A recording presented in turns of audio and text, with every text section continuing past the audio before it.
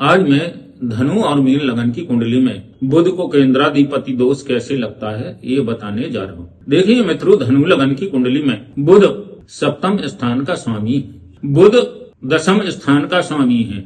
जैसे महर्षि पाराशर कहते हैं कि पंच महापुरुष योग में यदि भद्र योग किसी की कुंडली में बनता है तो राजयोग बन जाएगा, लेकिन धनु लगन और मीन लगन की कुंडली में बुध भद्र योग बनने पर भी राजयोग वाला फल नहीं देगा जब तक उसे भाग्येश का बल नहीं मिलेगा। सप्तम स्थान का स्वामी बुध होने के कारण पत्नी चंचल बाचल, बौद्धिक क्षमता में प्रबल तथा वित्तीय क्षेत्र में निपुण तो प्राप्त हो जाएगी, लेकिन बुध भद्र योग बनाकर सप्तम स्थान में राजयोग नहीं देगा। इसी प्रकार मित्रों, मतलब यह कन्या राशि का बुध दशम स्थान में बैठकर, लेकिन इसमें एक बहुत महत्वपूर्ण सूत्र आपको दे रहा हूं मैं। जैसे हमारे भारत के प्रथम राष्ट्रपति राजेंद्र प्रसाद जी, दूसरा हमारे भारत के द्वितीय प्रधानमंत्री लाल बहादुर शास्त्री, जैसे हमारे भारत के प्रधानमंत्री श्री मनमोहन सिंह के, इन तीनों की धनु लगन की कुंडली है, लेकिन इन तीनों की कुंडली में सूर्य और बुध की युक्ति ने इन्हें प्रधानमंत्री पद तक पहुंचाया।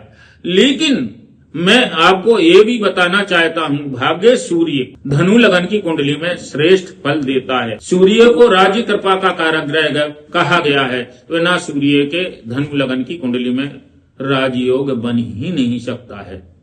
बस सूर्य के साथ बुध की ऐसी मित्रता है कि बुध के अलावा सूर्य जिस ग्रह के साथ बैठेगा उसका प्रभाव समाप्त कर देता है, लेकिन सूर्य भगवान बुध महाराज को क्यों छोड़ देते हैं? क्योंकि सूर्य और बुध महाराज की बहुत अच्छी मित्रता है। महर्षि पाराशर ने सूर्य और बुध का बुधादित्य योग भी राजयोग बनाकर शास्त्र में दिखाया है, और कई कुंडलियों में जहाँ केंद्र और त्रिकोण के स्वामी बुध और सूर्य बनते हैं, जहाँ धनेश और लाभेश बुध और सूर्य बनते हैं, तो ऐसी स्थिति में बुध बुद्धि बल पर और सूर्य अपने तेज से राज्य कृपा तथा शासन प्रशासन में भागीदारी दिला देते हैं। आज मैं इसी प्रकार, मतलब यह मीन लगन की कुंडली पर चर्चा करूंगा कि बुध मीन लगन में सप्तम स्थान के भी स्वामी हैं और बुध मीन लगन में चतुर्थ स्थान के स्वामी भी। यदि मीन लगन में बुध